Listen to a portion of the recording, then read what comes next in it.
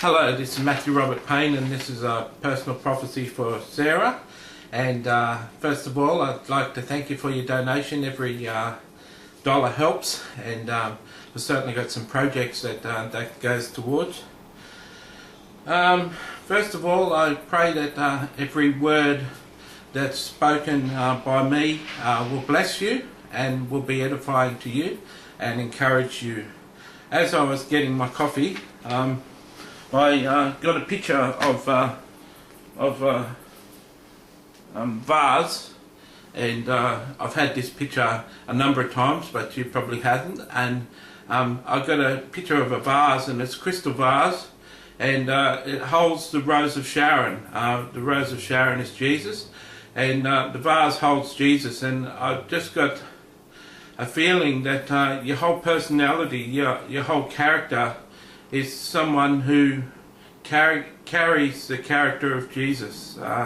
You are a person who is very light and easy to love and lovable, and you're a person who's full of sunshine, and you perfectly demonstrate the love of Christ to the people that you know and you associate with. That's what the picture of the vase represents. I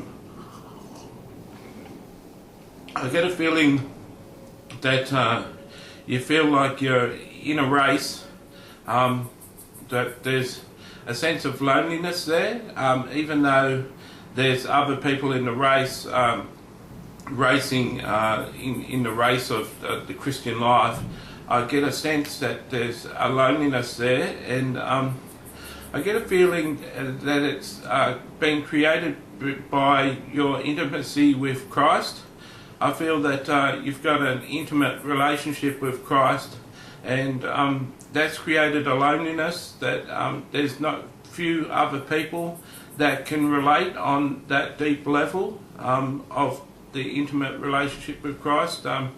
It seems that years ago you got on with everyone, and you do get on with everyone now, but you had sort of deeper sort of relationships beforehand. But now, as you've grown in your relationship with Christ, the other relationships with other people have sort of diminished in their intensity, and Jesus wants you to be happy that you've got the relationship with Him. Thomas T. Kempis said in one of his writings that if the Lord is really jealous for you, He'll make you His number one friend, and you won't have other friends. And I think that this is becoming the case with you, that the more zealously you chase after Jesus Christ, the more your friendships are diminishing in their intensity. You still got friends, don't get me wrong, you're still a friendly person and people love you. It's just that the intensity of the friendships aren't as strong as they used to be. Got to remember that we live in the world, and whilst other people live in the world and operate with the worldly things and have worldly sort of lives, a Christ-like life moves away from that. A Christ-like life moves and separates itself from the life of people with a worldly life.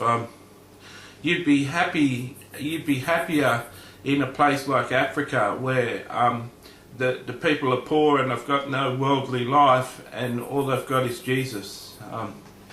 I'm not sure if you've ever thought of the mission field, but you'd be happy on the mission field.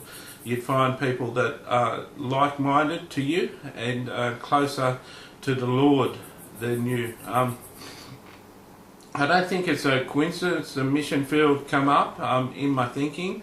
I think that you've been thinking about going on to the mission field, and I feel that that would be a correct choice if you did that. That's something that the Lord has been preparing you for, to get you into a position where you would step out and do that.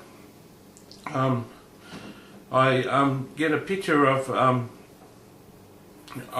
a duster, like a feather duster, and I feel like the Lord is going through your life, every portion, every facet of your life, and He's just dusting, fine-tuning you.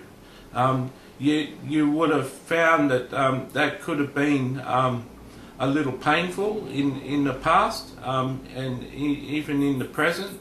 That the refining of the Lord can be a little painful to our character and to our spirits, and it's just the Lord going through, refining you, making you more pure and pure. As I thought about you yesterday, I was in a bit of a depression yesterday, but as I thought of you yesterday, I just got a feeling of happiness and joy, and I feel that you carry a lot of the joy of the Lord, and you just got a lot of grace on your life. There's a lot of forgiveness that you have for other people, and you have a lot of grace towards other people, and I feel that you'd be a joy to know. It'd be handy, you could make me a friend on Facebook, and I'd enjoy reading your status updates, I'm sure. That's the sort of person you are. So be encouraged. Know that the Lord is on your side. He's refining you with the duster. You're already the crystal vase of displaying Christ's character, and the closer you get to Him, the more distant, the more you won't be able to connect as well with other friends and people like that. And be sure that people have gone before you and have been in this position before you. I recommend The Imitation of Christ by Thomas Kempis. I recommend that book for a person who was very close to Christ, and you'd get a lot out of that book. There's also a book by Madame Guyon, Guyon. There's books by her, Experiencing the Inner Depths of Jesus Christ. Experiencing the Depths of Jesus Christ. There's another book that you'd really enjoy. I'm a person who's got similar to you, got a relationship with Christ that's fairly deep, and I find it hard to connect with people on the level that I'd like to connect. People are more surface people. So I pray that this has helped you. I pray that you may decide to go onto the mission field, and I pray that this has blessed you. God bless. Please, if you can, take the time to give me some feedback on my prophecy website, and I'll give you the link when I send you this video. Thanks a lot.